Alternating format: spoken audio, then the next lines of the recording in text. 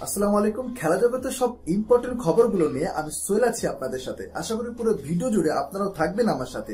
চলুন চলে যাই মূল খবরে। ন্যু ক্যাম্পে অপ্রতিরোধ্য বার্সার সামনে আত্মবিশ্বাসী ইউনাইটেড।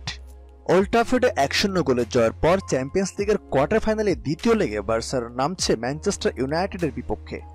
ঘরে মাঠে ইউরোপে টানা 30 ম্যাচ অপরাজিত বার্সেলোনা, এর মধ্যে জিতেছে 27টিতে। সবশেষ হারটা 2013 সালে বায়ার্ন মিউনিখের বিপক্ষে। এই 30 ম্যাচে বার্সা গোল করেছেন 93টি। ডিফেন্সিভ রেকর্ডটা দারুণ, তাদের হজম করেছে মাত্র 15টি গোল।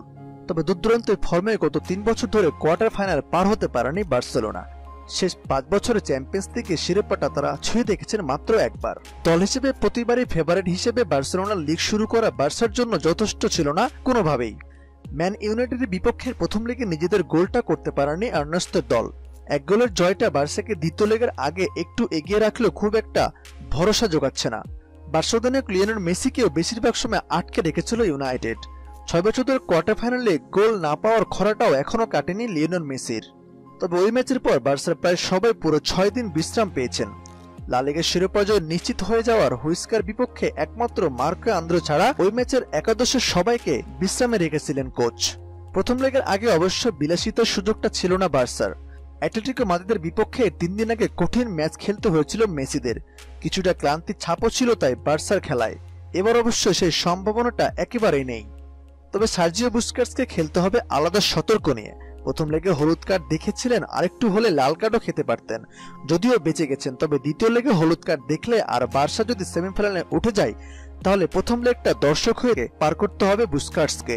ইনজুরির সংখ্যা কাটিয়ে উঠেছেন ইভান রাকিতিচও। আরেক মিডফিল্ডার আর্থার অবশ্য খুব ভালো ফর্মে নেই, তবে তার জায়গাও প্রায় নিশ্চিত।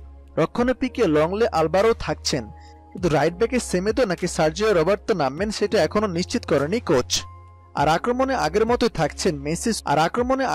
থাকছেন মেসি, সুয়ারেজ, কুতিনহোরা। বার্সেলোনা যত সুবিধাজনক জায়গায় থাকুক না কেন তাতে আত্মবিশ্বাসে ঘাটতি পড়ছে না ম্যানইউ খেলোয়াড়দের। ওলে গুনার সোলশায়ার বরাবরের মতোই বলছেন পজিটিভ তার দল, সেটার পেছনে অবশ্য যুক্তিও আছে। এবার চ্যাম্পিয়ন্স লিগে প্রতিপক্ষের মাঠে অবিশ্বাস্য 2টি জয় নিয়ে ফিরেছেন ইউনাইটেড। গ্রুপ পর্বে জুভেন্টাসকে তুরিনে হারিয়েছিলেন রেড ডেভিলসরা। এরপর পিএসজির বিপক্ষে 2 গোল খেয়ে পিছে থেকেও প্যারিসে তারা জিতে 3-1 গোলে। তুরিন প্যারিসে সম্ভব হলে বার্সেলোনাতে কেন সম্ভব নয় বলছেন ওলে গুনার সোলশায়ার ভরসা তার আক্রমণ ভাগ। Marcus Rashford, Romero, Lukaku, Paul Pogba, Anthony মার্সেলদের ঠেকাতে বার্সাকে সতর্ক থাকতে হবে বলে তিনি মনে করছেন।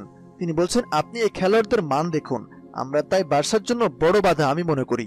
তিনি বলছেন, আমরা 1 গোল পিছিয়ে ছিলাম, তবে পিএসজির বিপক্ষে এই দলটা যা করেছে সেটা আত্মবিশ্বাস আমাদের বাড়িয়ে দিয়েছে। আমরা পিএসজির ম্যাচ, জুভেন্টাসের বিপক্ষে অ্যাওয়ে ম্যাচগুলো কাজে লাগাবো। এবছরে আমরা বেশ কিছু বড় দলকে তাদের মাঠে গিয়ে হারিয়ে এসেছি, আর সেরা কিছু খেলোয়াড়দের বিপক্ষেও আমরা খেলেছি।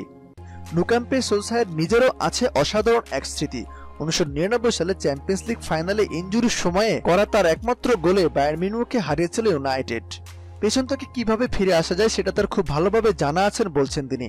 এই ম্যাচের জন্য সোলশায়ার দলে পাচ্ছে না লুকশকে, নিষেধাজ্ঞার কারণে খেলতে পারছে না এই English left back. Paul Pogba ও ম্যানেজারের মতো আত্মবিশ্বাসী ন্যু ক্যাম্পে।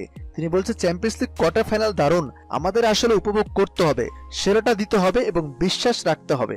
তিনি বলছেন, এই কারণে আমরা ফুটবল খেলা দেখি, এসব দলের বিপক্ষে এরকম ম্যাচ খেলার জন্যই। খেলা শেষ হয়ে যায়নি, আমি জানি এটা বার্সেলোনা, আমি জানি এটা তাদের ঘরের মাঠ। এরপরেও ব্যাপারটা 90 মিনিটের খেলা, মাত্র 1 অধ্যায় হয়েছেন, আরো 2য় অধ্যায় বাকি আছে। সুতরাং আমরাও ছেড়ে কথা বলবো না, আমরা আমাদের সেরাটা দিয়েই খেলবো। খেলা জগতের সব ইম্পর্টেন্ট খবরগুলো পেতে আমাদের চ্যানেলটি সাবস্ক্রাইব করে পাশে থাকা বেল আইকনটি বাজিয়ে দিন। ধন্যবাদ।